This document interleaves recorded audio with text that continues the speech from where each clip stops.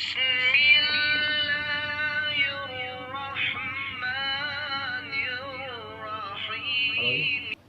اللہ الرحمن الرحیم۔ السلام علیکم ورحمۃ اللہ وبرکاتہ۔ یا علی مدد علیہ الصلاۃ والسلام۔ میں ہوں سید ثقلین حیدر نقوی نجفی، سرزمین نجف اشرف سے ان پیارے پیارے بچوں کے ساتھ، اور آپ دیکھ رہے ہیں ہمارا فیس بک اور یوٹیوب چینل شیعہ کرز ٹی وی نجف اشرف۔ سلسلہ گفتگو تاریخ کربلا پہ جاری و ساری تھا، اور ہم نے ان پیارے بچوں کو اور آپ کے پیارے بچوں کو تاریخ کربلا پہ بتاتے ہوئے شام کے مختصر سے چند حالات بیان کیے تھے۔ درمیان میں پھر سفر کے مہینے میں ہم زیادہ ویڈیوز اپلوڈ نہیں کر سکے، جس کی وجہ ان پیارے بچوں نے نجف سے کربلا واک کرنی تھی، اور پھر اس کے ساتھ ساتھ مجالس مصروفیت، جس کی وجہ سے ہم اپنے بچوں کو تاریخ کربلا شام سے آگے بیان نہیں کر سکے۔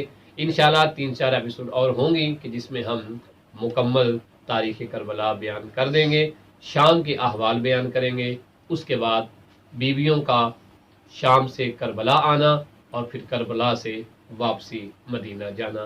یہ مختصر سی کاوش ہم نے اس لیے کی تاکہ ہمارے بچوں کو تاریخ کربلا میں مختصر ہی صحیح لیکن کچھ معلومات ہونی چاہیے کہ کس طرح سے کارواں مدینہ سے چلا تھا، اور مکہ، کربلا، پھر کربلا سے بیویوں کا اسیر ہو کے کوفہ آنا، اور پھر کوفہ سے شام کی طرف سفر کرنا، اور قدم قدم پہ یزیدیوں کے ظلم و ستم، اور قدم قدم پہ خاندان رسول خدا صلی اللہ علیہ وآلہ وسلم کی استقامت اور صبر کے مظاہرے۔